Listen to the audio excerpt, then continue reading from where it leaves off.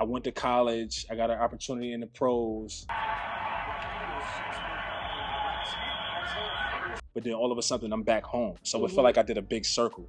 Where we from, they were showing like both of us a lot of love. Like, oh, your man went to the league, or you went to the league. You know, welcome back. You know, how was the experience? I never really banked on him in the league. I knew it was his passion. It was something that he did. But I always knew that I had our back in case this thing it didn't come into fruition. Whatever way he takes, I got him. We have a certain amount of funds from the league and stuff like that. It's going to make us rich, but we got to figure out a way to turn this into something not just only going to affect us now, but also in the future. He's just researching different ways to make the money we have to pretty much either triple it or just pretty much like bring in some income, some sort of way that we don't run out of money. We did go to Bank of America and they showed us the door, and we didn't believe. We're like, wait a minute, do you know who we are? Do you know this amount of money in the bank? And they were like, okay. Once the bank turned us away, I was like, we got to figure out this credit thing, and we got to figure out how to get a W-2. Because where I grew up at in New York, the hustlers had like CDs, they had DVDs, they had tapes, they had white T-shirts, they had all these different things. But that person was not attractive to me. It was either get multiple jobs to make more money or just secure one job that's going to bring you a lot of money. But you telling me rich people don't work for money? What do they do?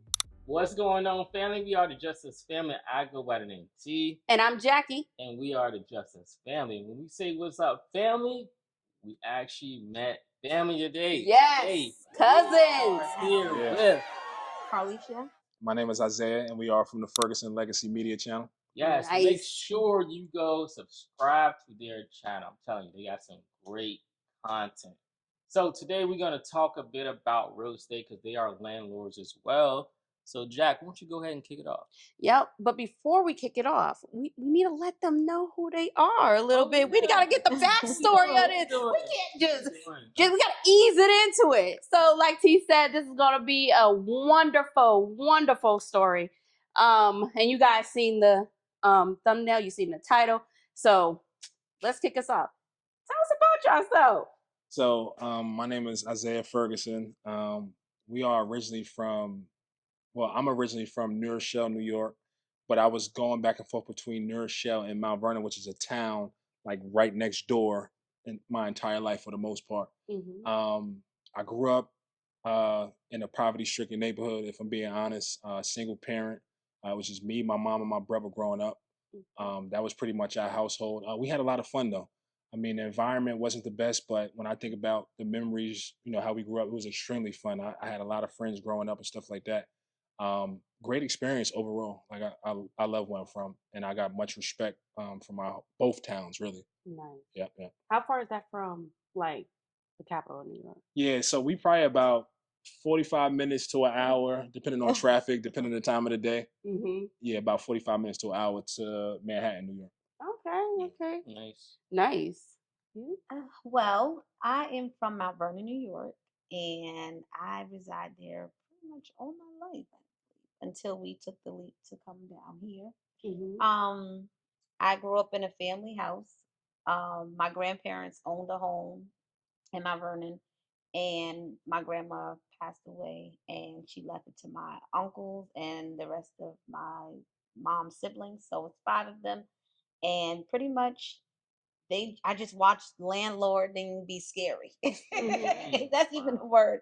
I just watch it become scary because I would watch mismanaging money, and then like, oh my goodness, this broke, and oh my God, how am I gonna get this fixed? So I watched the fear of it. So I was kind of timid on becoming a landlord because of what I saw growing up. Oh my goodness. So you said how you got down here. How exactly? Explain that transition from New York to now North Carolina. How did all this happen? So basically, I mean, we've been in North Carolina almost a decade now. Yeah. I used to play sports, so when I was done with sports, I actually went back home. And in my mind, personally, I felt like I went to college, I got an opportunity in the pros, but then all of a sudden I'm back home. So it felt like I did a big circle. I like that feeling when I thought about it. And then as we was home, we was we was young. We was only like in our mid-20s. We was doing a lot of ripping and running. Where we from, they were showing like both of us a lot of love. Like, oh, your man went to the league, or you went to the league. Welcome back. How was the experience? So just basically being around all my different extended family and friends and stuff like that, just telling them about how the journey and went and stuff like that. And then, but at a time, we was just like, man, this is not going to cut it for us. Like, because we started thinking about our future. We had a young kid at the time. We was thinking about set him up in the best position he could possibly be as a kid, you know, going into his young adult ages or whatever the case is. And we know how it was for us as kids growing up. It was like, this is not it, like, you know. So we wanted to give them a better opportunity than what we had. And then we was thinking like, you know, maybe we'd buy a house. You know, that was our first initial thing before we even got into real estate from the landlord side or whatever, from the landlord side. And we was like, hey, let's go down south, let's buy a house.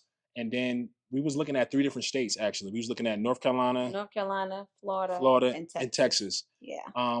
We initially came down here, took a trip. North Carolina was our first stop. She has family that's probably about an hour away outside of Charlotte Airport. And so we say, hey, let's go down there. Let's let the family know that we coming down and stuff like that. So we did that. And then when we got here, we just felt good. And the reason why we consider family in a move, because we had a young kid. We said, worst case scenario, if we ever need a babysitter or we ever need any help. And then when we was actually here, it felt right. So we decided on North Carolina. We didn't even look at Florida or Houston or Texas. Once we was here, we was like, this feels right. This resonated with our soul. I asked her how she felt. She was like, this is the place. And we know we had family that was nearby. We just felt comfortable. We was like, this is it. And we've been here ever since. It's going on 10 years now. North Carolina will do it to you. It's something about North Carolina. It's the water. It's the water in North Carolina. Yeah, because every time we come here, we say the same thing. Yeah, it sounds like you somehow like just shifted your mindset to just, all right, I'm back home. Let me just, like, what made you just try real estate? Because there's so many different things y'all could have tried out here. And then with real estate, they talk about the risk because sometimes it's just not stable. So what made y'all be like, okay, let's go ahead and try this real estate out? So we're actually so now we're down here now and we're looking and we're kind of going out, hanging out with family and friends. And my husband is like, we have a little inside joke. We call him Frugal Ferg. He's like, Okay. we are. I don't like spending money. We're like watching the accounts. He's like, we're going out. We're going out to eat. We're paying for private daycare. Okay. So he's like, a lot is going out, but nothing's coming in. So he would stay up researching like how and what to do with X amount of dollars. And I'm like, man, look what's on sale. Let's go do this. I mean, I had headaches, everything. Things. I was up all night studying, trying to find information. So he would be in the living room. I'm in the room.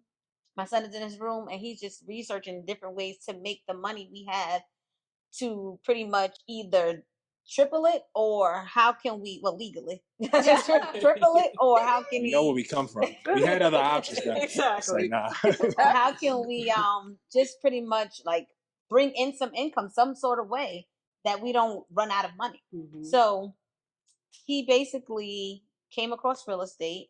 I think the first video you introduced me to was Jay Morrison. Yeah. So even before then, one of the reasons of moving down south was to buy a home. We was looking in initially New York and we was looking in Connecticut, but we realized the taxes was kind of high.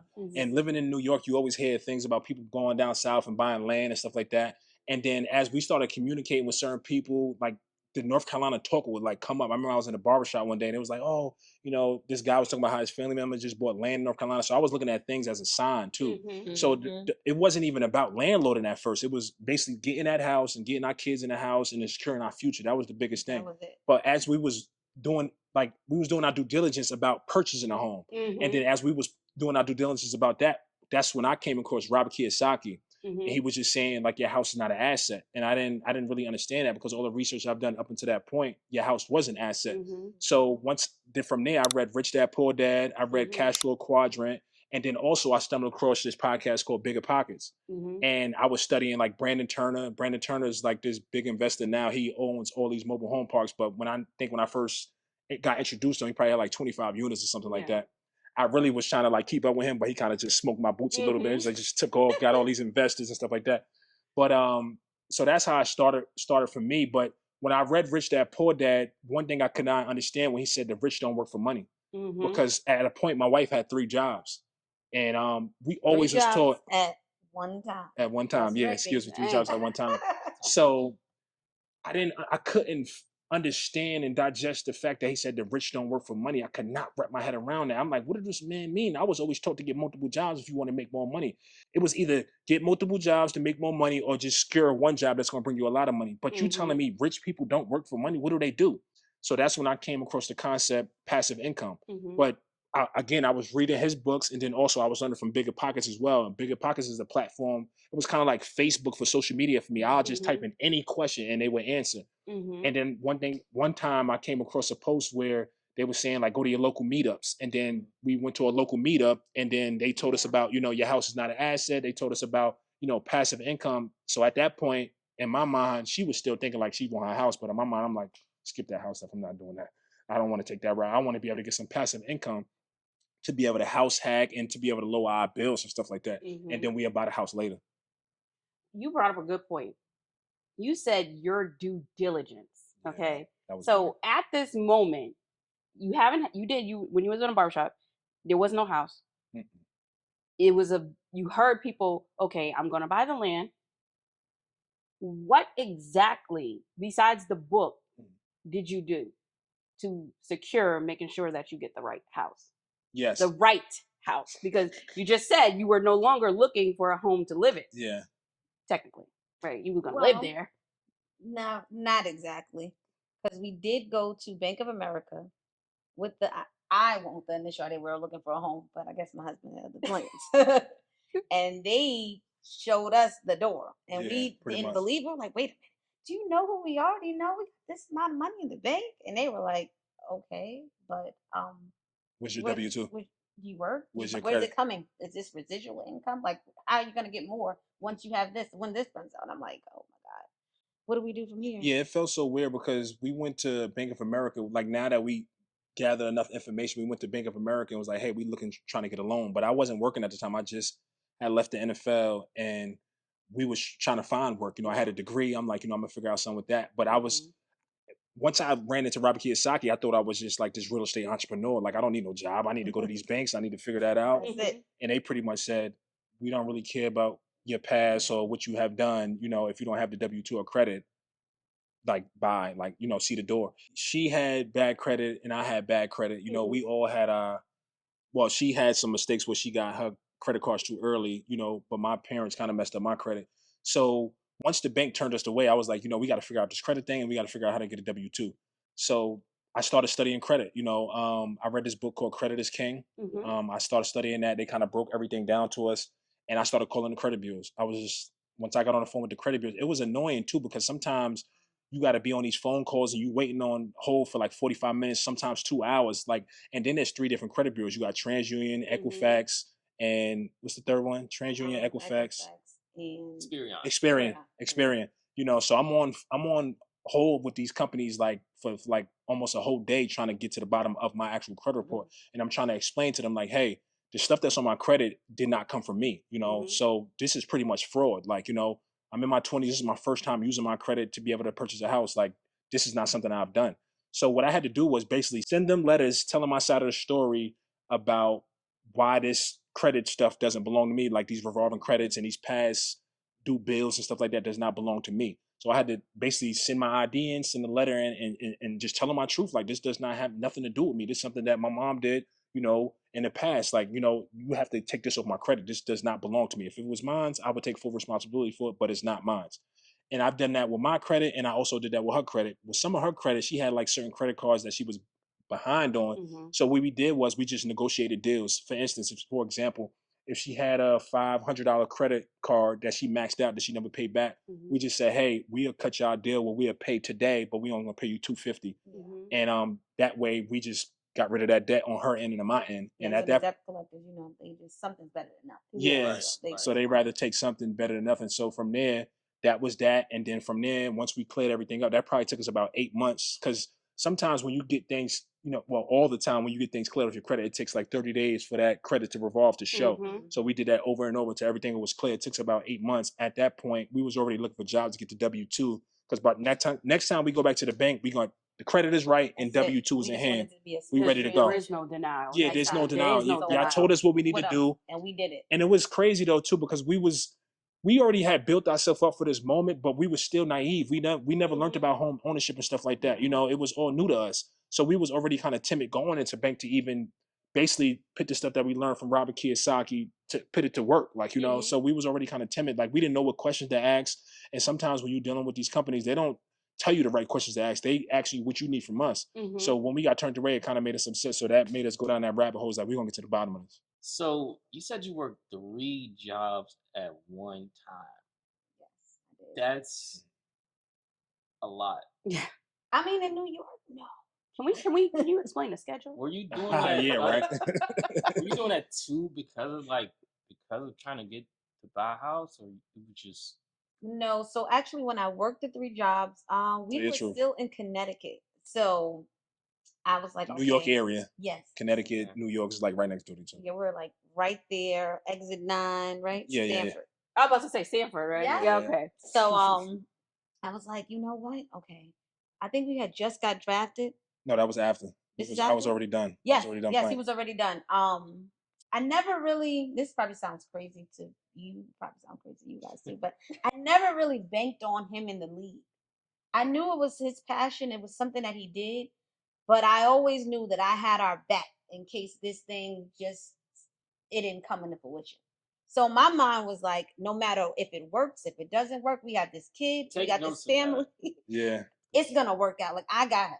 Whatever way he takes, I got him. Now wait a minute. You know we're gonna have to bring that back. We Yeah, gonna have no, to that bring was special. because I That said, was wait special. a minute now. She never really even paid it no mind like that. She never really cared about I football like didn't. that I in a mean, sense. honestly, when we first started dating, I didn't know he even played. Yeah, and that was back in high school. And he had a picture on his wall, and I was like, "Who's that? One of your cousins?" And he was like, "Yeah, One of your cousins. I had no clue. I started working the 3 jobs because, like I said, I didn't bank on that. I just knew that I had them. From then I was like, okay, I had a job. I was working at preschool, and they were really. I was there for about 6 years at that time, so they were really flexible with me. I ended up getting a job working with people with cerebral palsy in the morning. So my hours would be from 7 to 3 with people with cerebral palsy at a day hab program where we would rehab them, get them, reaching their goals and taking them on trips. That was on the weekends though, right? No, that was during the week. That was Monday through Friday. Okay. So I did 2 jobs Monday through Friday, and then on the weekends I had a job. So 7 to 3 was my schedule. Then after I left at 3 o'clock, I would go from 4 to 7 to the preschool, and I would do after school kids. So the kids that are coming after school, getting off the bus and sitting with them till their parents get picked up. Then I would go home to my husband and my son in Connecticut. On the weekends, I would get up on Saturday and Sunday, and I would work from 6 a.m. to 2. I thought it was a lot. I was telling her like, you don't need to work all these jobs. That is crazy. I did. That was 3 jobs at one time. That is crazy. But I respect it though in hindsight. Oh for man, sure. it sounds when I say it now, it sounds crazy. It really does. No, it does. Sounds exhausting. But you said something that like just took us back. You said you wasn't banking on his NFL career, right? No, not to take away anything from him, saying that he You wasn't trying to play good me? or anything. Say no. I just, I wasn't that know. good. It's like I nah. just always I didn't give it too much. There were so many people around me like, oh, you're gonna be an NFL wife, and I just loved him. It was just him. I was just the person, and for me, I was like, whether this works or it doesn't. And I work, knew that, and I felt that. I don't I really. sincerely felt that. I don't care which way it goes. So he got his plan A, and I'll be his plan B. Like we got this. And she pretty much came. So I was playing football since I was 7, but I met her like my junior year of high school. So I knew and I wasn't this big star where everybody know this guy, he's the one. So we liked each other because we liked each other, like, so I wasn't, even though everybody was telling her, you're going to be football wife, you're going to be this, you're going to be that. But in my mind, I'm like, I'm sitting here chasing this dream. I know she's not focused on that because I knew her way before the scholarship even came. No, that's what's up. So since we're talking about that, so you weren't banking, or instead going to use this loose quote, right? So when it came to the point of when it was no longer a career, how explain that? Because I think we need to understand, because that's going to pivot right into your next steps. That was tough for my baby. I know that was tough for her. And this is crazy because I don't think I even shared this with him. I don't think we've Probably not. we've never even had this New conversation. information. Yeah. Okay, I want to hear. That's a good question. Yeah, It's exactly. a great question.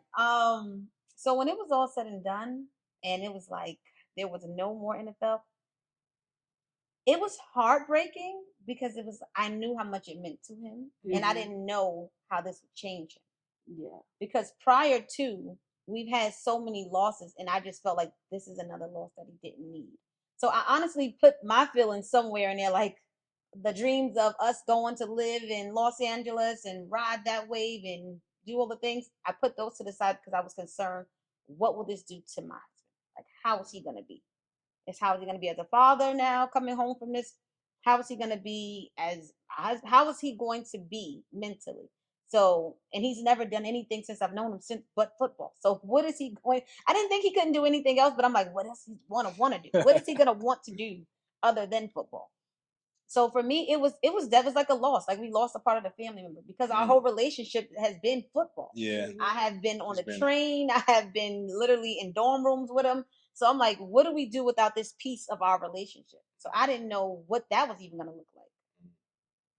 This shows the work put in with real estate because too often people think it's just peaches and cream. Yeah. You worked 3 jobs at one time. You talked about the credit and just going into the bank and even putting in the grind and contacting creditors to make deals. Yeah. People don't understand that because I remember one time they were like, "Hey, if you did it once, you guys you can just buy again," but they don't understand that full piece that's involved with it. Yeah. What would you say truly just push you like, you know what? Let's just call the creditors. Let's do this and make it happen. Yeah, that was my next one. The initiative, because every part of this story, you took the initiative, right? And what is so I guess it's like amazing is the right part of the word. There wasn't anyone else that laid the groundwork. It's trailblazing. So how did you get there? Like where the mindset. Like a lot of work. We tell people all the time it's a mindset. You know, it's all mindset. We have this inside joke at home where we say that I have the ideas and my husband is the action taker. He is the action executor. He has tunnel vision. So if it's in front of him, oh, what's gonna happen? I don't doubt that it's nothing that he can't do. If it's in front of him, if it's on in his tunnel, baby, that's it. He don't see nothing else. We call get it. You had the horse blinders on? Yeah, the horse blinders. Can't see nothing. So that's a good question. So when I was done with the whole sports thing, we just kept, obviously we came down south or whatever. We was trying to get the house and stuff like that. But the initiative was like we have a certain amount of funds from the league and stuff like that. It's going to make us rich, but we got to figure out a way to turn this into something not just only going to affect us now, but also in the future. My mindset was always, even from sports, I'm always thinking like 5, 10, 15 years later down the line. You know, okay, I like this situation that we're in now, but how this is going to look 10 years from now. I never, because a lot of people where I'm from, I used to hear a lot of stuff as a kid, like, oh, I was the man back in the day, you know, when I was younger and stuff like that, you know. I never wanted to be that guy, like, you know, like hearing that, and I'll look at that person and I'll look like, you was? Like, you don't look like you was the man, but people feel how they feel. So, but what I learned from that in my childhood was that always think ahead, like, you know, put yourself ahead. I didn't want to just be stuck in the moment of, you know, everything. If we on a high horse, I just finished playing, we moved out of our environment where we from, you know, this feels good now. Okay, it does feel good now, but how is this going to look 10 years from now? How is this going to look 15 years from now? And real estate was a thing that kind of stood out to me because I always thought real estate was more attractive because when you make a purchase, you can actually go by and see the property. You can touch the property. You have more control. You know, if a kitchen is outdated, you can update a kitchen. You can update a bathroom. You can change the floor out. And then also you can pick your tenant. You know, when it comes to picking your tenant, you don't have to pick the first person that's coming in seeing the house. Like, as long as you follow the city guidelines and you're not discriminating against nobody, you can actually pick your tenant. So I feel like real estate, you have more control compared to the stock market. You put your money in some type of ETF or in some type of stock, you know, you can see all these numbers on the computer or on your cell phone. But if that CEO of that company makes a wrong move, that stock could plummet. I don't really have control over that. When it Mhm. comes to real estate, I feel like you can force equity, you can put the rent at a certain, mark, as long as you stay within that market range and stuff like that.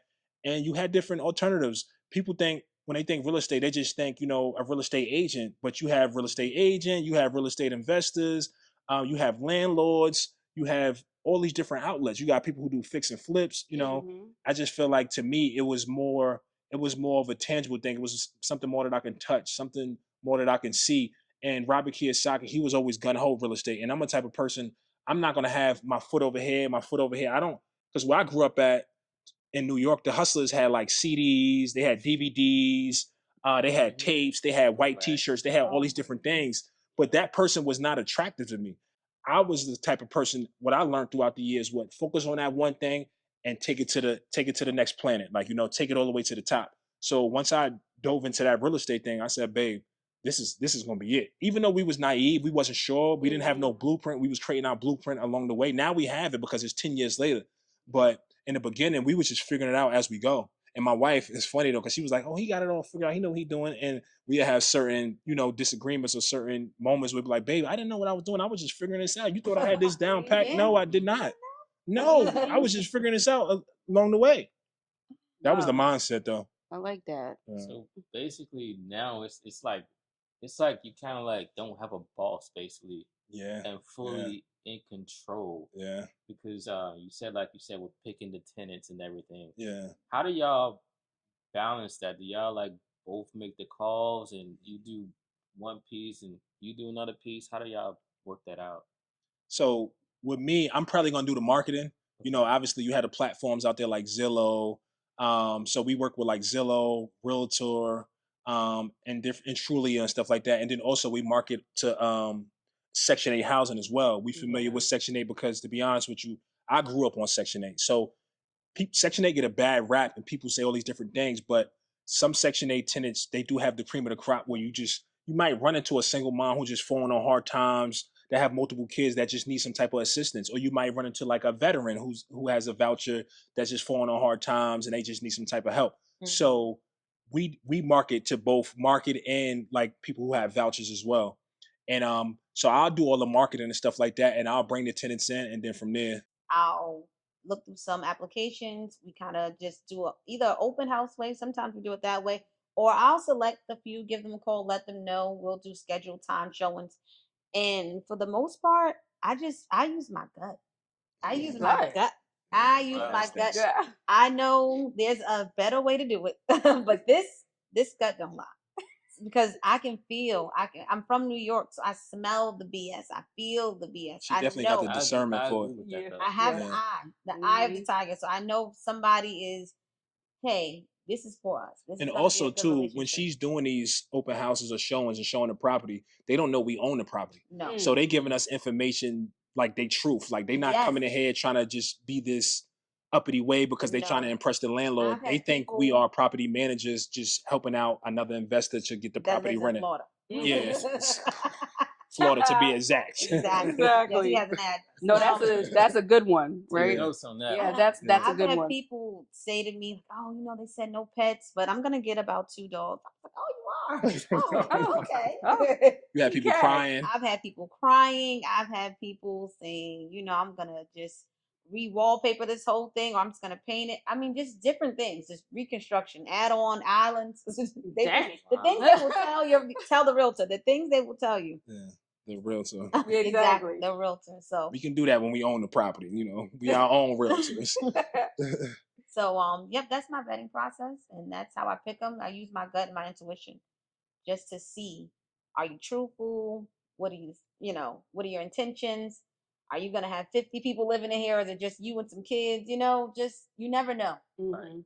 And when I go on as the realtor, they're just telling her everything, as if she don't work for the man in Florida. Yeah, because I think it's a disconnect anyway. Yeah, Like they're like, exactly. okay, they're just trying to Yeah, get they the just next trying to make person. money. They just trying to get the next Exactly, person. whatever. Yep, yep, She don't How it care. is, people like to put on an act when it's the owner. Yeah, exactly. Put on a Exactly. suit and tie, but then when that owner not around talking to them, they're a whole other person Yeah. turning up, partying, everything. Exactly. Whole nine yards. Exactly. Yep, yep. So Nah, that's a gem for sure. Yeah, that's definitely a gem. Yeah. Y'all make sure y'all catch that one. Yeah. Do not act as the owner. You won't get the truth. not Yeah, a certain exactly. person. No, but that's good. You have discernment. That's really, that's a really good trait. Right. I'm gonna go back to the gut feeling thing real quick. I got to rewind on that for a second. I knew he was gonna go back to Because people always be like, there's you have to vet this specific way, and go get a property manager. Like the Yep. property Hear that a manager lot. just has this expert way of vetting, So with the gut feeling, has it been successful? Yeah. Yes. Very. I have I had give it to her. a successful rate. I give it to her. Because there's been times I pick tenants and I'm like, "Oh, I'm going off my gut feeling, babe, just like you." And they be like, "Nah, we in I end up court in probably the court. next I end 6 up in months." court Oh my every time. goodness. She's been in, we done quite a few evictions, so we know how that is. But Yeah. every time she pick, we We're in smooth great transition. standing. We in great standing, have no issues. That's awesome. Yeah. That's So awesome. how you feel about the gut feeling thing? Great gut. Yeah, got the a great great gut. Listen, I try to keep it healthy. So I keep it clean. So that way I can discern. Exactly. Awesome. Do you think that, would you recommend, like, give people advice to do that though? Like, how do you feel? Obviously, you want to do the vetting process. You have to do beyond just the gut feeling. I use that, but I also make my phone calls. I'm calling their job. I'm calling the references. I'm calling the last landlord and trying to see what I can find out. But when I take all that information and I sit with it, that's when my gut talks to me. And that's more so like, hey, this person is a good person. They just need an opportunity. Or this person is BSing you. We see already through the yellow tape. Let's just ain't run. gonna work. Let's just run from it. Mhm.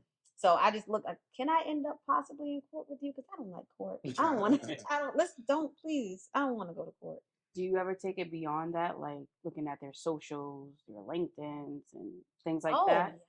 Yes, Because that will tell you. Oh, she's a like the lot FBI. Listen, She is the about a FBI. person. listen. She is the If FBI. I I'm could do telling you anything now. in life, I probably would have my own PI firm. I probably would. Private There's investigator. nothing that I cannot find out. Nothing that I cannot know. I can know what cereal you ate this morning. I am good at what I do. But I try not to judge them because I'm like, okay, this is social media. I don't know what's real, what's fake. But I just give myself a glance over at that. But like I said, I take all of it into consideration, put it in my little bowl, and I just, okay, let's see. That's great because that's what jobs do too. Yeah, that's how Exactly. They trick qualify things up. you or not. Yeah, it used to be how they would like indirectly try to figure out things about you, but now they have social media where they can just go on and they just actually have a social media platform and they just go on there and look and research things about you. Yeah. So I think doing that piece with real estate, it paints the whole picture of somebody. Yeah. We also do have guidelines we do follow personally. For a potential tenant, we just ask that you make 2 times the rent, per month on your gross income. We also don't want no evictions in the past 5 years. We're really not too concerned about the actual credit number, but we just want to make sure you don't have like outstanding balances all over your credit, just like all in shambles and stuff like that. But for the most part, those are like the top 3 guidelines that we follow when we are making these decisions as well. Now, about the credit, because we hear this a lot. You said you're not too caught up on it. Yeah. Why? That's like why is that? I just feel like when it comes to credit, don't tell the whole story. Exactly. Sometimes people be in certain situations where they might lost a Life job, happens. life happens, so credit don't tell the whole story, because once upon a time we didn't have the best credit, and I know how that feel being turned down. So sometimes some people just need an opportunity. It might be a divorce that just happened in the past, or something with a vehicle might have happened. So we take everything into consideration. Yeah. Well, no, I agree. What about you? Yeah, 100%. It don't tell the whole story. You never know what hits you in life. And like Isaiah was saying, some people just need an opportunity. I think that is big also, because sometimes people get turned down and they end up sleeping in their cars, for example. And that could have been because of constant constant rejections from different landlords. I would say, I would ask this for other landlords that are watching, or people trying to get into it. What's the first step you think they should take? Should they pick up a book? Should they just watch some content? What do you think they should do to try to jump into this? Our channels, right? Yeah, Should they that watch too. our channels? Watch Yes. their channels. That's the first step. Yes. But I think the biggest thing with real estate, you have to focus on the mindset shift, because the way we were raised in America was, to go to school, Mhm. go start a grade school, go to college, Get a get a good good job. job and stuff like that. So they never really teach us about the mindset of entrepreneurship, owning things and being an investor. So I think your mindset is the biggest piece. How do you get to that mindset? I think for me, I mean, I started with the books. Listen to a book. If you're at your job on your downtime, or read a book. Go online. We have YouTube now. A lot of that stuff on YouTube, Podcast. yeah, podcasts. A lot of that stuff on YouTube could be a little. It could be a little weird. A lot of it's watered down, but there is some good information out there. That people could take from and learn. So I would definitely go to YouTube University, and I would just say, as you build yourself up with the information, that takes away the fear, because now you have all this information, and it builds that confidence. And once you get the confidence, just go ahead and pull the trigger. Don't put yourself in a position where you have analysis paralysis, Please don't. where you're trying to figure. Sometimes trying to figure all these different things out and trying to cross your T's and dot your I's can be paralyzing. Because it's like, I'm not gonna take this step because this ain't done. You're trying to cover all boundaries, but sometimes you have to basically, jump in the pool and teach yourself how to swim. Obviously you don't want to, risk your life. You know what you can handle as an individual, but the biggest thing is you just have to go forward. You have to go forward. Just do it. Just do it and figure out the rest later. It's really not that hard. The first property is not gonna. I mean, the first property shouldn't bankrupt you. The first property is not gonna make you rich, but it's a good stepping stone, because once you get that first one, it's gonna be easy to get to the second one, so on and so forth. And so we have a small portfolio, which is relative. Yeah.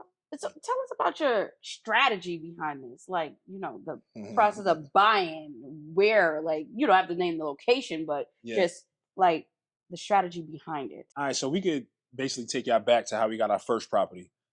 So our first property was a duplex. The reason why we got the duplex was because we heard about house hacking through Brandon Turner. That was his biggest thing. House hack, house hack, house hack to get your bills down. House hack one, go to the next, kind of like the stack. Start at 2, then once you stay in that for a year, go to the next one, get 3, et cetera, et cetera. Now wait a minute. So what? Because our first property, it was like pulling teeth for me. Yeah, Wow. We gonna get into that. We gonna get into that. So it was like pulling teeth for her, because when we bought our first property, it was around the time of us getting married all in one. So it was a lot of different moving pieces. So as we was preparing for the wedding, we was still educating ourselves to buy this property. So again, going back to her mindset, and our initial mindset was to get a single family house, to get the white picket fence and do all that and stuff like that. The American dream. Yeah. But as I was educating, I was like, hey, we don't need to go to single family route, because your house is not an asset. You remember what Robert Kiyosaki said? I've been trying to tell you this whole time, your house is not an asset. We need to be able to buy a house to where we can live on one side and still bring some money in. So to me, in my mind, it was like killing 2 birds with 1 stone. We buying her house, that's like she wanted, but we also bringing in income at the same time for all the information I've learned. It's not the ideal house, but it's the first one. And then my mindset was, we're going to be able to get enough properties to have enough income to help us get the bigger house that we essentially want at some point. Because we had a W-2, we had a safety net, but we want to still put ourselves in a position to get a bigger house in a bigger neighborhood. We was coming from New York. We had a lot of ego at the time. We want to go big. We want to have this big family. We want to have at least 3 to 4 bedroom house, 2,000, 2,500 square feet. So, Crazy. but as I was learning, it was like, build up enough, real estate portfolio to use that income that the banks can use on top of the W-2, put those two together to qualify us for a bigger purchase. You are just dropping so much. So that was the mindset for the first house. But before we get into the official strategy, Carlisha, you was not on board. No. Yeah, she wasn't on board. I'm not gonna even lie to y'all. She wasn't on board at all. I just wanna understand, like, that process of getting on board, because And it's why not you gonna wasn't work on with board. one person. So what was the That's process? what I was going to ask her too. Okay, so I know, again, it may sound crazy, but my brain work a different way. So I was just thinking the white picket fence, the American dream, how they sell it to us. You need your house. I have my husband, I have my baby, my family's gonna come down and see me. We can host Christmas, and I'm thinking all the things. This man shows up and takes me to the country where they have chickens across the street. I see a racial flag somewhere. Oh my goodness. There's literally like no street lights. It's very rural. Yeah. And we're from the city. Yes. And I'm like, you want me? Why don't you hate me? We was on the outside. It was the outside skirts of Charlotte, probably like an hour north. So I was just not on board because I wanted my dream. I'm like, this is not what we discussed. This is not why we came down here. This is not the plan. You're not sticking to the plan. You missed the mark, huh? I mean, so we as time goes on and we're doing some work to the property, I'm seeing his vision, but I'm stressed because I'm like, I can't host Christmas here. This is not gonna work. So I'm in it with him. I don't fully understand it, but I trust him. So I'm like, I'm going with him. Like, just hold tight. We're gonna get your house. And that's what he would tell me. He's like, babe, this isn't forever. This is just right now. And I'm like, okay, all right. And then we did that for about what was it, a year? Yeah, we stayed in that probably for a year. And I'm not gonna lie, it was an experience. It was an experience. It was gnats and bugs because I'm not, like I said, we're from the city, so it needed a lot of TLC. There are people burning their trash. I'm like, they expect me to do this. So it was an eye opener, but I didn't understand how he was trying to put us in position that we didn't have to work and we could have the lifestyle that we've always dreamed about. I was just looking at the right now. Yeah, I tend to look at the right now, and I've always been that way. So I'm like, even with the lead, I'm like, okay, he's thinking about our future, but I'm gonna work these 3 jobs right now. So my right now is like, I got to do us as women. We got to do what we got to do. So right now it's like, this is not the house I want right now. This does not feel like home. It doesn't feel comfortable. And I couldn't understand. I'm like, we're gonna make money. Who wants to live here? I don't even want to live here. Who's gonna want to live in this? Man, I'm surprised. Shame on me because that house was never empty. So you pretty much didn't see the vision. No. But you trusted in him so much that didn't matter that you didn't see it. You just knew that in the end you would get what you want. Oh yeah. Because he's gonna always do. They gonna always make sure I have what I want. And I knew that. That I knew. But you wanted it right now. Oh yeah, I want it right now. Yeah, I don't want it later. Because my realtor at the time that actually sold us the property, me and her became really good friends. And she was like, this is not what you had me looking for. Like, what's going on? The pictures your husband is sending me are not adding up to what you're telling me. So what is going on? So yeah, I didn't see the vision. I wasn't on board. I was really I cried. Yeah. I cried a lot. I did. I was just like, why is it? It's not getting better. I'm like, I'm ready to go home. Dang.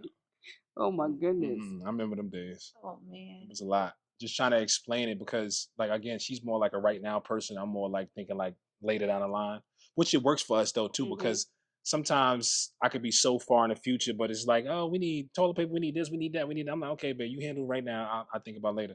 But yeah, that was a lot. That was a lot. That was kind of a lot. So y'all moved out in a year. Yes.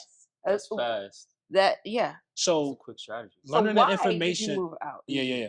So learning the information, we was always taught when it comes to the guidelines of conventional lending is that you have to stay in a property for a year and then move out before you be able to turn it into a rental. So that was the approach that we was taking because we wanted to, get the house, stay in it for a year and 12 months. Then after that, we knew we could turn it into a rental. So the locations of these properties, in my mind, and from the research I did, was good properties for rent. Like if you do the numbers on it, it wasn't a lot of homeowners in that specific zip code. It was based on rentals. And I liked it, the property. It was a duplex. It wasn't too far from the commercial real estate, like your grocery stores and gas stations. It was not too far from the highway. I know it wasn't the best ideal neighborhood, but it really didn't matter to me because I knew after 12 months we was going to move out.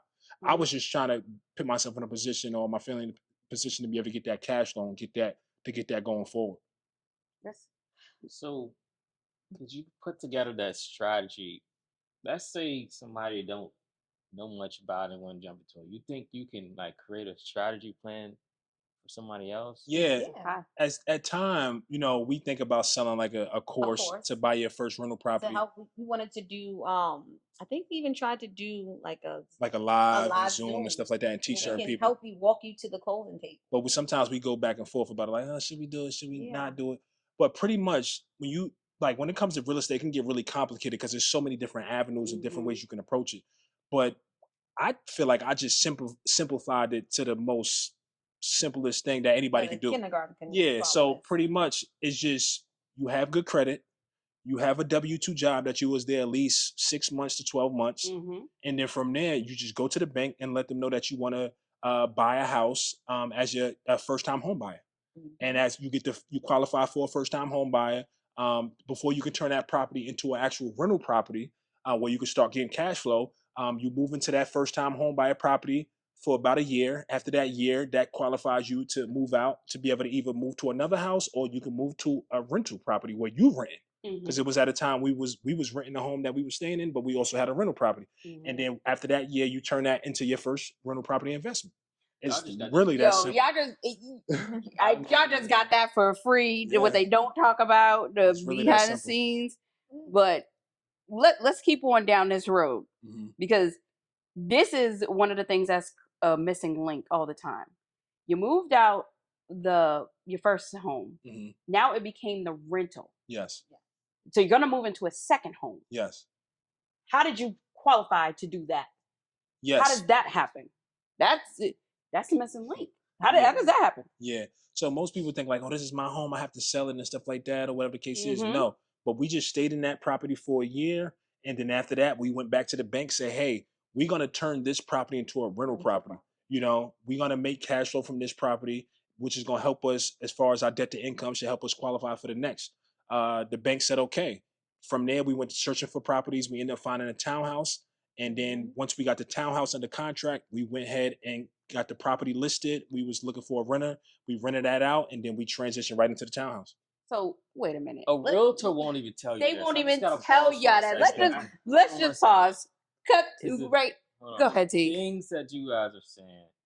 A realtor won't even tell nobody this information. Yeah. You can ask, hey, how did it work with getting the second property? Most of them don't know, but you did research, and we talked about resources before. Like I said previously, resources on the channel, guys. So just putting that together, knowing, okay, this is how it goes. We buy a second house.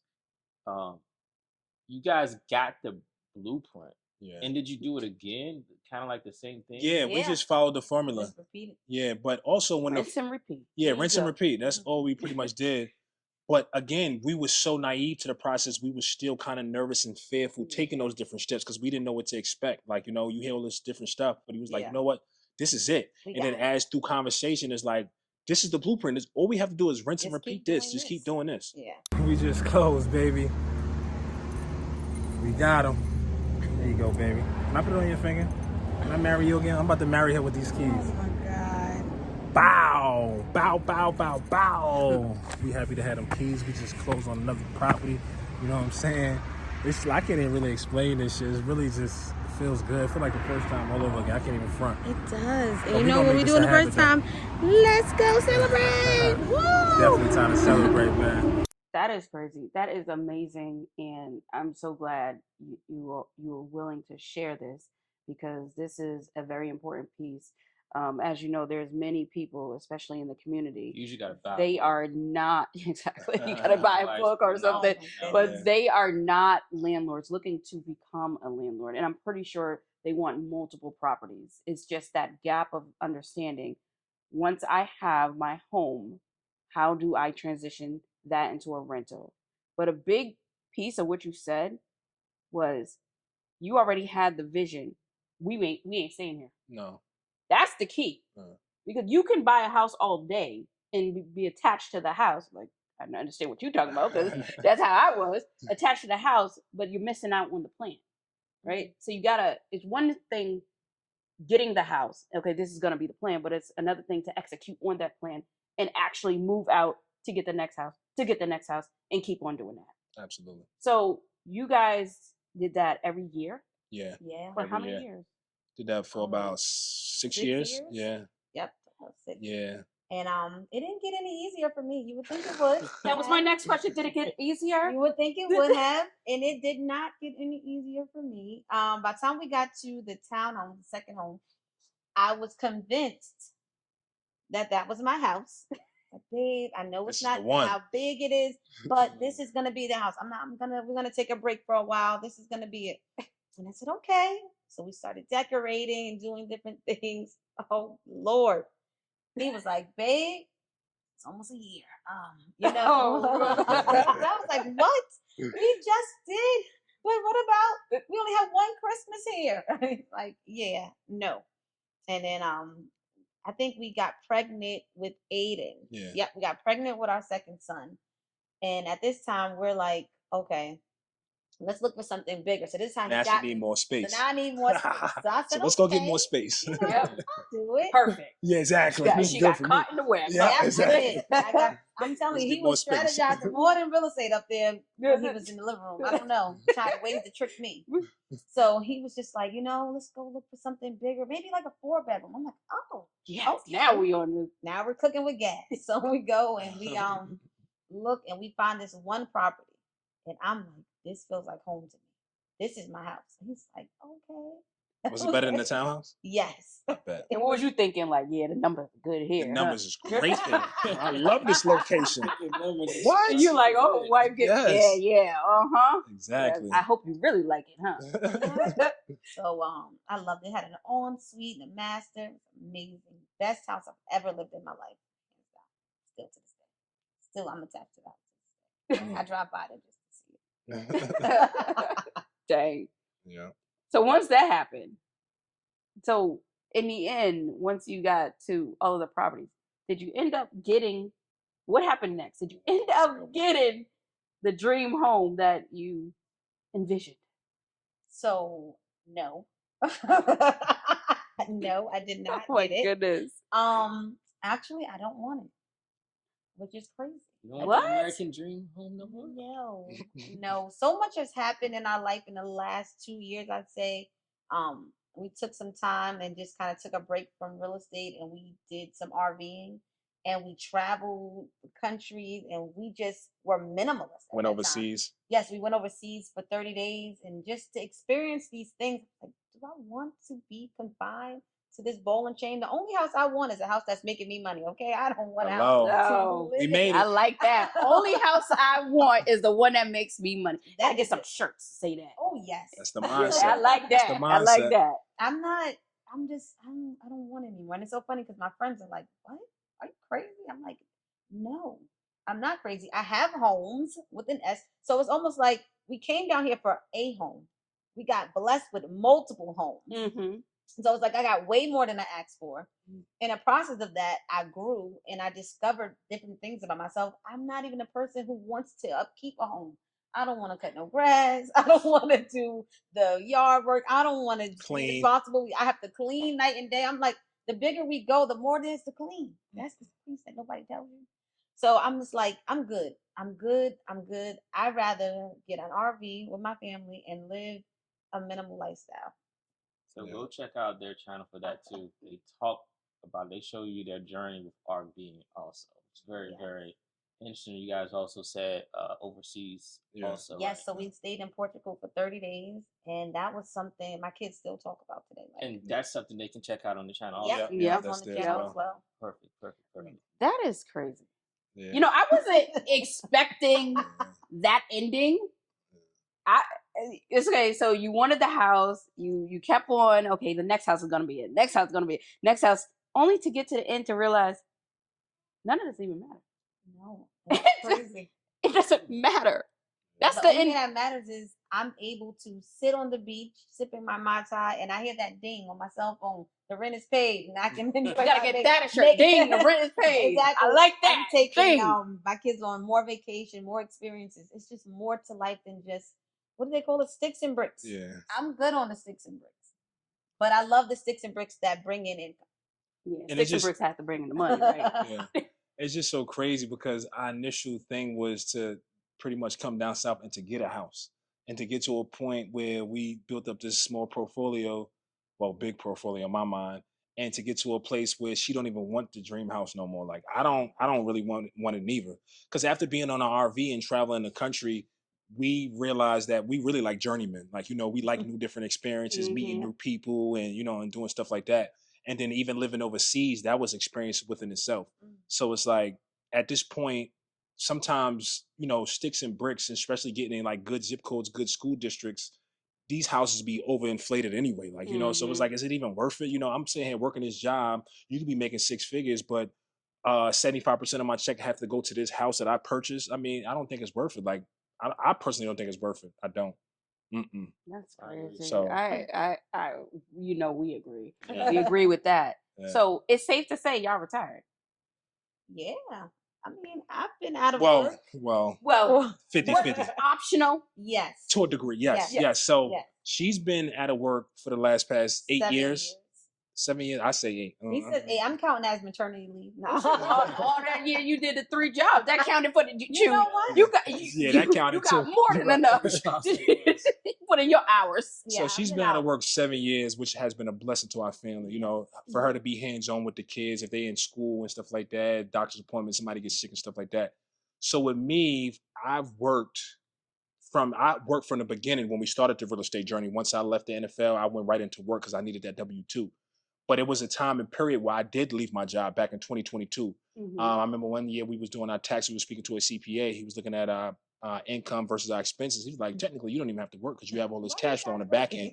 And then also, too, we don't really inflate our life as far as like expenses and money going out on a monthly basis. Like we don't have all the subscriptions as far as Netflix. We don't have the high end cars and stuff like that. So we live below our means for the most part.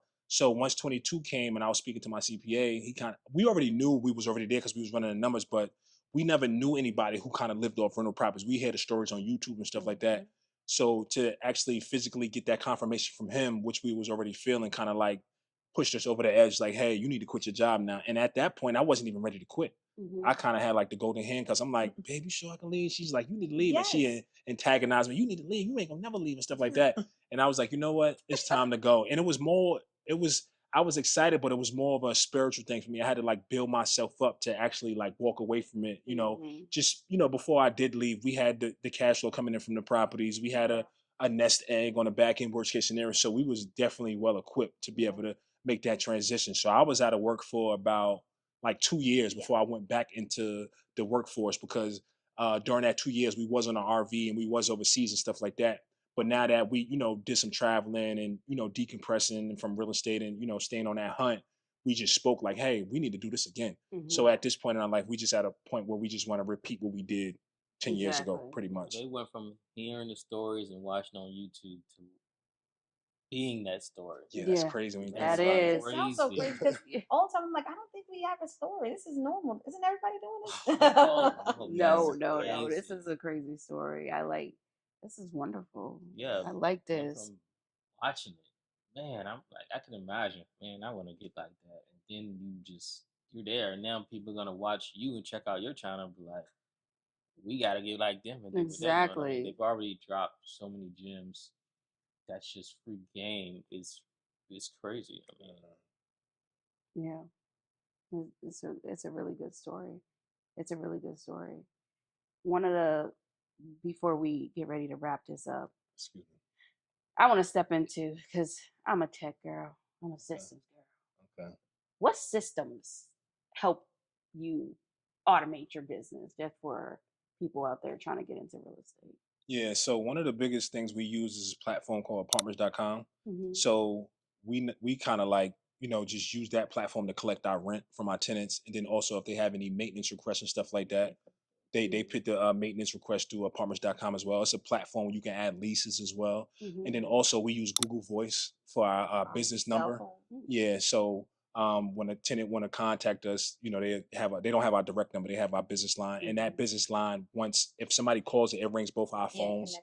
So those are like the two biggest technologies. Y'all have a free business line. Yeah, pretty much. So you don't have to pay at all. Yeah. We've had it for the entire like time. 9 years now. Yeah, the entire time.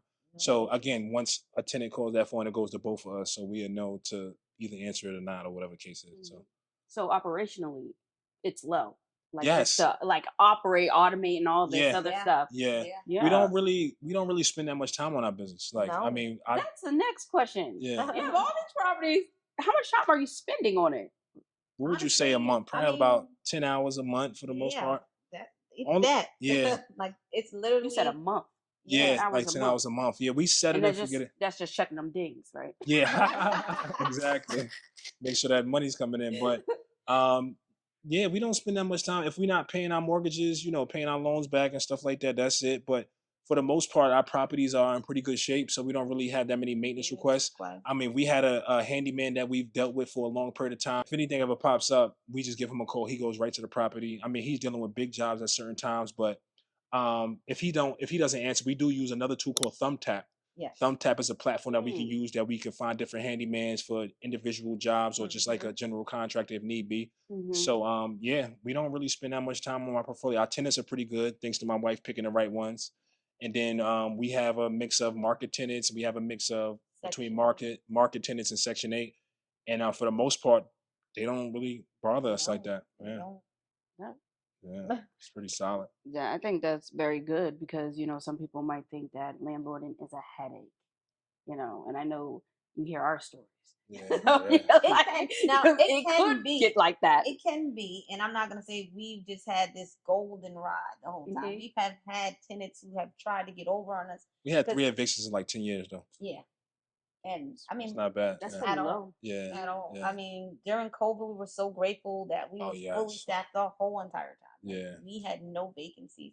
We were really blessed. And everybody paid on time. Everybody paid on Yes. time, no issues. No, The biggest thing when it comes to landlord that I can say too, well, one of the biggest things is that when it comes to picking your tenant, sometimes people think it's the tenant's problem, but sometimes I feel like as a person, as an investor, you have to look at yourself Yeah. to a degree. Like to me, and my mindset is like your tenant is a reflection of you. So just Mhm. make sure you picking the right person, really doing the due diligence. When it comes to Section 8, these people have to qualify with the program to be able to have the voucher, in a sense.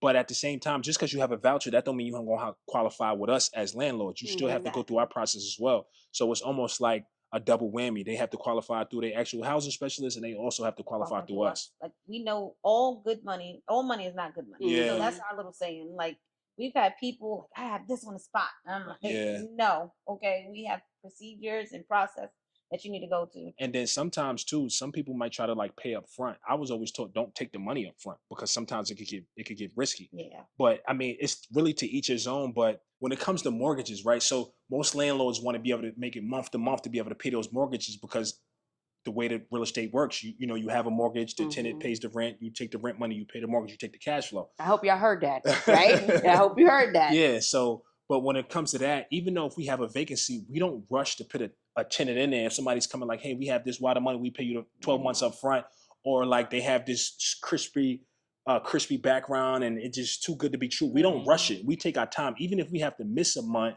to be able to come out our own pocket to be able to pay that month to be able to find the right tenant. We'll skip a month without putting nobody in there and keeping that vacancy just to make sure we have the right tenant to have somebody at least stay there between 2 to 5 years. Mhm. We're not rushing to get people on our property because we're not worried about the first coming up because we have to get that bill paid. We are going to do our due diligence. We're going to take our time, and this has to feel right. Yeah.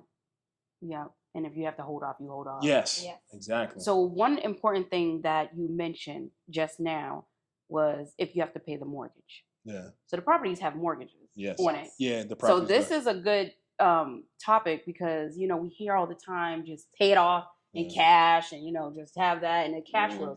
Not a lot of people, like as you just mentioned, you go out and you get a mortgage. I mean, that's like normally what I don't want to say normal people, but that's what like people do. Yeah. So how do you feel about that whole thing? Yeah, it was a point of our journey. We did have like a back and forth about that as far as like, getting mortgages and, over, compared to free and clear and stuff like that and over like leveraging yourself. You hear those fears, you hear those stories and stuff like that. But going back to Robert Kiyosaki, another thing that I didn't understand at first was using other people's money. I thought he was talking about my family members. I thought I could call my cousins like, yo, cuz, can I hold this, that? But it came down to the banks. That's what I realized through the educational piece is that banks technically don't have money. The reason how banks get money is they get direct deposit from the people's job, like us, like normal people. What they do is they loan that money out, for car loans, housing loans, etc. So they want to give you the loan because the reason why they want to give you the loan because they make money on the interest of people's money. So that's the formula for the bank. So at the end of the day, why not use the bank's money? They're gonna benefit, as far as they charging me interest off that loan, and then I'm gonna benefit by getting the cash flow. The person who's renting the house is gonna benefit because they have a roof over their head. Why not play the game? Exactly. Why not play the game? It's like playing Monopoly in real life. Yeah, exactly. In reality, that's yeah, exactly what it is. Yeah. I think that's real important because so many people, you can't make money with no mortgage. So many people say that, and they just don't understand how it works out. Yeah. So are you here to dispel that truth? I mean, that you can't make money with mortgages. They just told you can. You can. I think another thing too. I think that the way America sells us, like, oh, get the home, like how she explained it from the beginning, is that people go out and try to get especially when you're dealing with a realtor, you're dealing with the bank, they tell you to like cap out what you can afford. You know what I'm saying? Exactly. If your debt to income says that you could afford a $500,000 house, they're going to get a $500,000 house. They going for $550,000. Like they going for the high end. When we was purchasing these properties, we knew that we qualified for more, but we was only looking in the 200 range, 175 range. The lowest we can go. Yeah, the lowest we can go in a solid neighborhood that we can get high rents on. That was the biggest thing. We wasn't going for a super high end class A neighborhood. We knew we wanted to live there personally in the long run, but when we was building up that portfolio, we knew that we wanted to get in the working class area to where like the person that's at the class A, if he ever go through a crisis, he can come down to be he or she can come down and rent this place, like, or like, just a working class neighborhood. Yeah. The mindset that we had at one point was like, okay, if worst case scenario in our life and, we lost everything, could we live here? Yeah. Again. So we going with that mindset. Like it's gonna be in a neighborhood where we feel comfortable. Our kids going outside. Could we live? Yeah. So that's how we kind of definitely the mindset. No, that's definitely good. That's a good, and once again, a part of the strategy, right? Yep. Choosing homes where you yourself would live there. Absolutely. In the event. So exactly. Yeah. So I would just end it with this. I think just for viewers, their strategy proven success. So I highly encourage everybody to go and check out their channel. They've even talked about the RVing and going overseas and showing that journey. Was there anything else that you would like to put out there just as a message to current landlords or people trying to become landlords? Yeah, my biggest thing is obviously the mindset is the biggest thing for me. That's the biggest piece due to education. Also, too, a lot of things people always talk about and put out there, but one of the biggest things that people don't really say is have an emergency fund. You want to have emergency fund on standby in an event anything ever happens with the properties. If you can't, if your tenant can't pay, because things does happen, like, so you want to be able to cover yourself with your emergency fund. And then also when it comes to your personal life, get those expenses down personally, get those expenses down. That's a big thing. So have an emergency fund on standby in the event anything happens, and then also working on your personal side when it comes to expenses and getting those down low as possible. Perfect. That's right. I like that. That's good. What about you, Ben? I say just do it. Get one good TV subscription and go from there. You do not need to have $500 shopping sprees. Cut your expenses back. You do not need this Maybach car. They don't need the Maybach? No, you do not. I'm here to tell you. Guess what? It all drives. You do not need it. Just go for what you know, okay? Go for what you know. Get these properties and let's get this money. It's enough for everybody. Get these properties and let's get the money. Get the properties and get the money. And you coming out with all type of shirts. Y'all gonna have to just put that on y'all channel, start selling them slogans. No, so before we close out, we always ask this one question: what makes a great landlord? What makes a good landlord? So I think what makes a great landlord is empathy. Empathy, and I can't stress that enough because we were renters at a time. So I know how I want to be treated. So I want to treat them as fairly as I can. If there's something broke, I don't want to pussyfoot and, I'm not answering your calls. I'm dodging because I want something done now. Is it livable now? Okay, their AC is on. It's 102 degrees outside. Would I want to do that? Mhm. So that's how I use that's the mentality that I go on with. So that's what makes a good landlord. What about you? That's it. Yeah, That's you nailed it. that. That's it, man. So y'all heard this powerful story. They just over here dropping gems on top of gems on top of gems. Now, you know they're going to have some to themselves. They can't give it all on the channel. So make sure y'all go follow them on their channel. And for the Today. and for the viewers, tell us again what it Right is. now, it's the Ferguson Legacy Media on YouTube, man. Yes, Check us out. Exactly. Follow. So after this video, make sure you go to their videos. And as always, until next time, peace out. Peace.